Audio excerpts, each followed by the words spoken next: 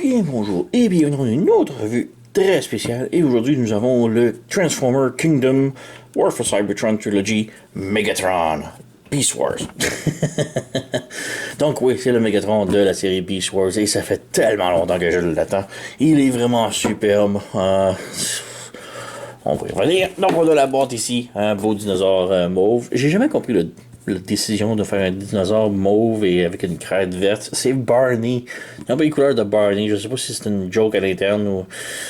Bref. Mais c'est quand même un Megatron très badass. Donc ici, on a le mode robot sur le côté. Rien sur le dessus. Sur le côté ici, on a le coin et probablement un aperçu de la saison 3 qui s'en vient de Earthrise, de Transformers. En arrière, on a le mode dino, le mode robot, les trucs Lego, 27 étapes. C'est quand même bien. La transformation est pas très compliquée, mais elle est quand même très ingénieuse. Donc, ouais, on ne perdons pas de temps avec la boîte. Ouvrons.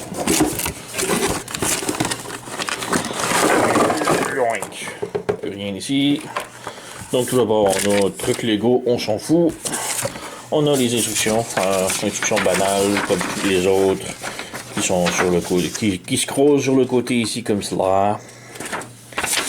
De l'autre côté ici, 27 étapes, pas de page de gimmick, pas de page de preview de prochains Transformers, donc rien de très utile. Donc on a la boîte ici, et on a encore la carte secrète ici. La carte secrète avec cette figurine-là que j'ai reçue est Dinobo. Donc c'est une nouvelle, enfin. J'ai reçu plusieurs autres copies doubles, mais celle-ci est une nouvelle. Donc on a Dinobo ici, mode robot sur le dessus. Et si on enlève le collant ici, on a le mode Dino. Et on voit Black Arachnia, Scorponok, Rat Trap et Eraser, Cheetor. Donc vraiment très cool. Enfin une nouvelle carte. Donc on met de côté. Et pour la figurine, maintenant, on la sort de sa boîte. Voilà. De côté, on jette. Donc, Megatron. Vraiment superbe figurine, comme je dis, là, il y a vraiment beaucoup de trucs intéressants avec la figurine. Donc, tout d'abord, quand vous le recevez, on replogue ça ici.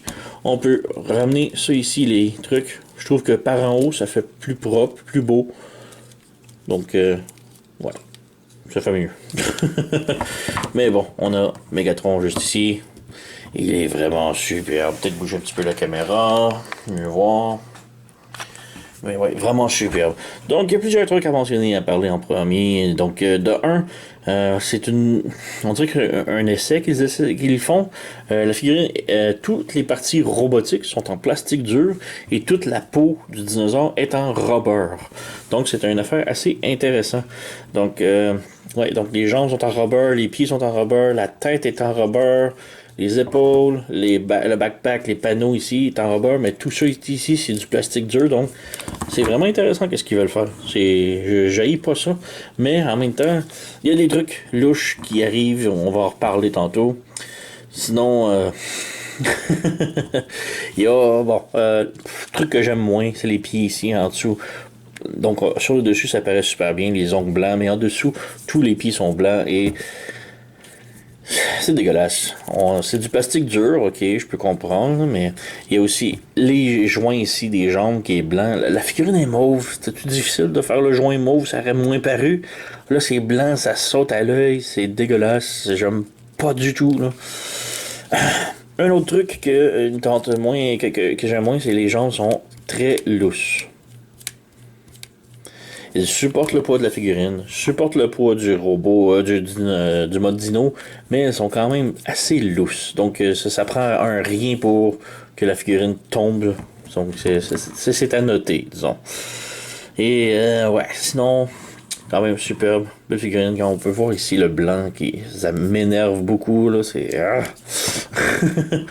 Mais ouais, un autre petit truc, c'est que j'aurais aimé que les orteils puissent se fermer en mode robot. Ça fait large, un petit peu comme pied, mais bon, c'est très du neck picking, là, comme on dit. Là. La tête, on va bouger.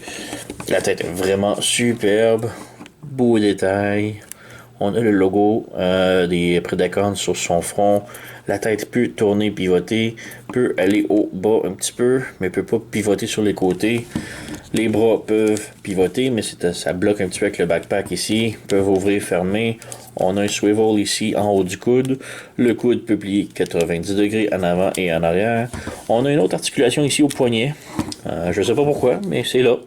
Ça sert à rien, c'est pas dans transformation, donc étrange, mais bon. On a une pince ici au bout de la queue. La queue ici peut bouger haut et bas et puis pivoter. C'est plus pour le mode dino, mais ouais, ça compte. On a une rotation à la taille, sans problème. Les jambes peuvent aller de l'avant, de l'arrière. On peut faire la split à ce point-là. On a une rotation au genou, ici. Le genou peut plier 90 degrés. La cheville peut aller du bas vers le haut et sur les côtés, sans problème. Et wow, l'autre bras, il est quand même différent, donc il y a quand même une rotation ici, aller haut et bas ici, peut tourner ici. On a une rotation ici qui va beaucoup plus profonde vers l'avant, mais sinon de l'autre côté, mais avec la tête droite, ça va pas plus loin que ça, donc ouais. La tête par contre peut pivoter vers le haut, s'ouvrir, et on a le canon à l'intérieur ici. Donc ouais. Sinon, pas trop d'autres gimmicks. Le backpack, c'est gros, mais on peut pas faire grand chose d'autre avec ça. C'est quand même bien. Pas si mal, disons. Un bel effort. Petite comparaison ici. On a le Masterpiece Megatron. Donc, beaucoup plus gros. Ensuite, on peut mettre le Megatron de la même ligne de Kingdom. Donc, il est vraiment beaucoup plus petit, mais au moins, ça fit dans la série. On a Black Arachnia, oups, qui va avec. Ici. On a Cheetor. Et on a Attrap. Donc, il nous manque un peu de Decepticons. Hein. J'ai hâte qu'on ait plus de Decepticons Beast Wars pour aller avec. Là.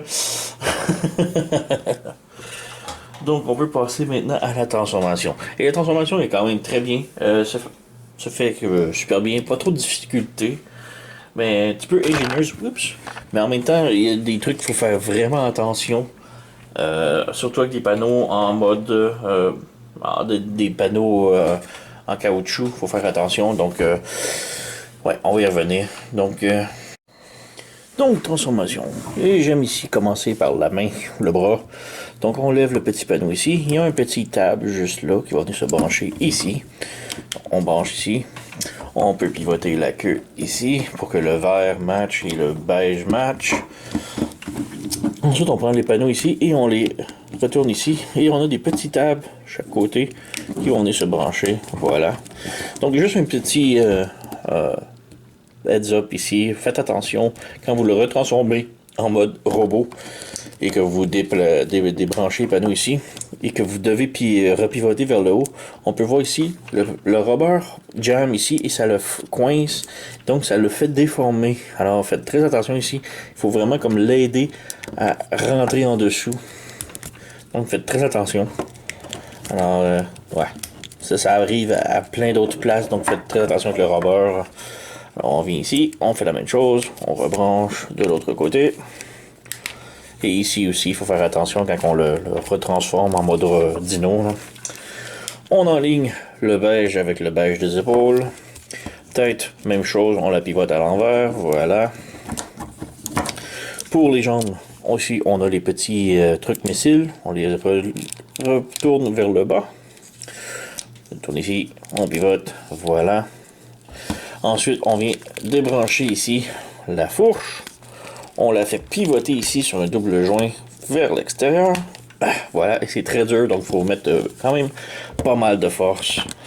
On tire ici. On replug ici comme ça.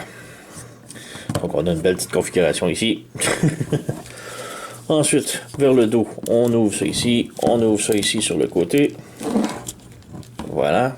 On débranche, on ramène vers le bas. On ouvre les panneaux ici. On ouvre les panneaux ici. Et là, la partie la plus difficile, là, il faut séparer le torse de la taille et il faut mettre énormément de force. Incroyable. Oh, c'est stupide à quel point il faut forcer pour faire ça. Donc, ouais. Alors, ensuite, la tête ici, on la repivote vers l'intérieur complètement. On tourne, je crois que c'est ce côté-là ici. Ça bouge pas, c'est ça qu'il faut qu'il bouge. Et non, c'est de l'autre côté. Donc, ça ici comme ça. On met le tout droit. Et puis ensuite, un autre truc de transformation qui est ridicule à forcer. Ici, on a un peg dans la fourche, juste ici. Il faut le brancher dans les côtes ici sur le côté. Mais encore là, il faut mettre de la force ridicule pour le plier. Voilà. C'est la première fois que je force pas beaucoup, là, mais waouh. D'habitude, c'est très difficile.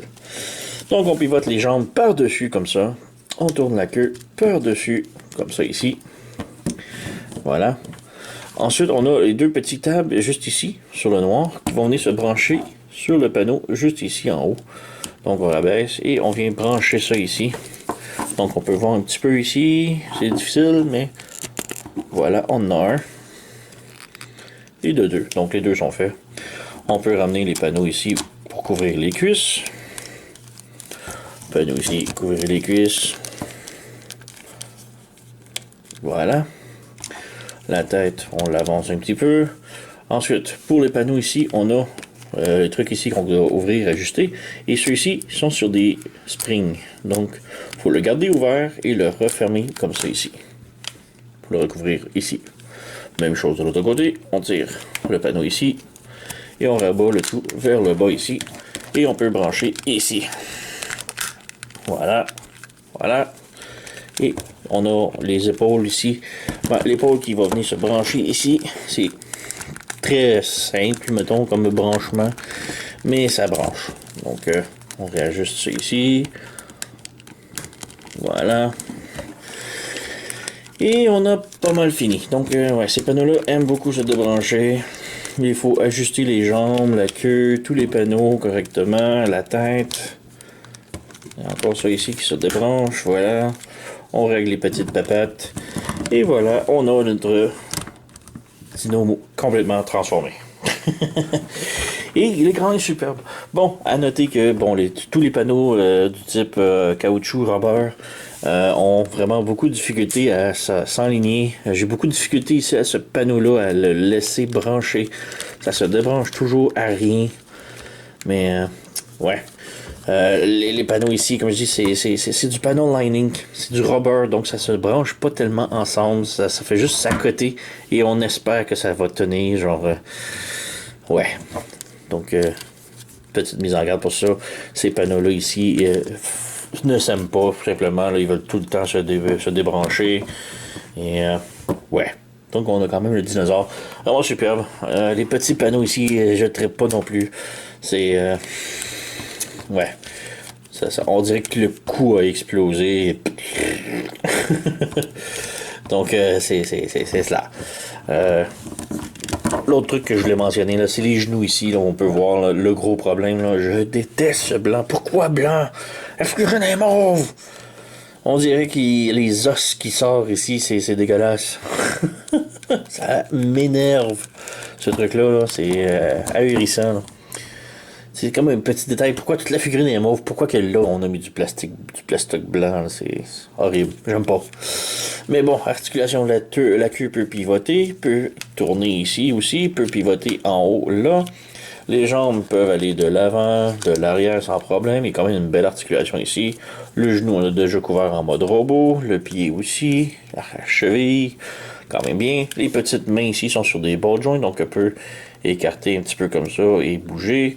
La tête peut pivoter, mais c'est vraiment quand on bouge que tout le cou explose, qui est un petit peu dégueulasse. La tête, ici, on a une petite gimmick que la tête s'ouvre au grand complet ensemble, comme ça. Donc, c'est étrange des bouts. On va essayer de le bouger un peu plus naturel. Donc, ouais, Megatron. Et petite comparaison avec ses amis, alors on a Optimus Prime ici, le gorille. On a Black Arachnia. On a Rat Trap. Et nous avons Cheetor. Donc, quand même belle petite famille, même s'il fait pas partie de la famille. Mais bref, la taille et tout, c'est vraiment superbe. Ça fit superbement bien. Donc, ouais. Je vais faire une dernière petite comparaison avec le Masterpiece parce que c'est la figurine qui s'apparente le plus à lui. Donc, on a le Masterpiece juste ici. Donc, petite différence de taille, oui. Mais on peut voir quand même superbe. Les deux souffrent énormément de problèmes avec les panneaux, puisque c'est de la peau qui doit recouvrir, donc c'est un petit peu plus difficile à transformer. Soit dit en passant, moi c'est le KO que j'ai, le KO Masterpiece. Alors il y a vraiment beaucoup de problèmes avec les panneaux, lui. Mais lui aussi, il en a. Mais c'est quasiment les mêmes, genre sur le dos ici, sur le cou. C'est des gros problèmes que j'ai que j'ai toujours beaucoup de difficultés à placer, là, disons. Donc, ouais. Le gros bémol ici, c'est que lui, il a vraiment la tête de l'animé. Lui, il l'a pas. Ils ont fait une tête un peu plus réaliste, disons. Et j'aime vraiment pas. C'est horrible. On dirait plus un crâne, une scène d'horreur. Lui, il a vraiment une tête beaucoup plus animated de l'animé de Beast Wars. Alors, c'est vraiment dommage. Pourquoi qu'ils ont pas fait la tête? Ici, on peut voir les yeux sont de l'avant, alors que là, sont sur le côté.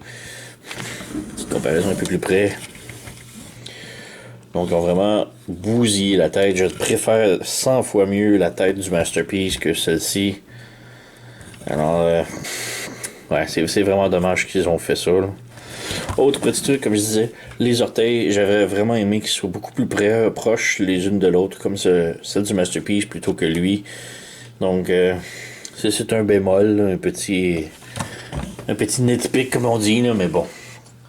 Sinon, les couleurs, quand même bien. Il est plus pâle que le Masterpiece, mais ça me dérange pas du tout.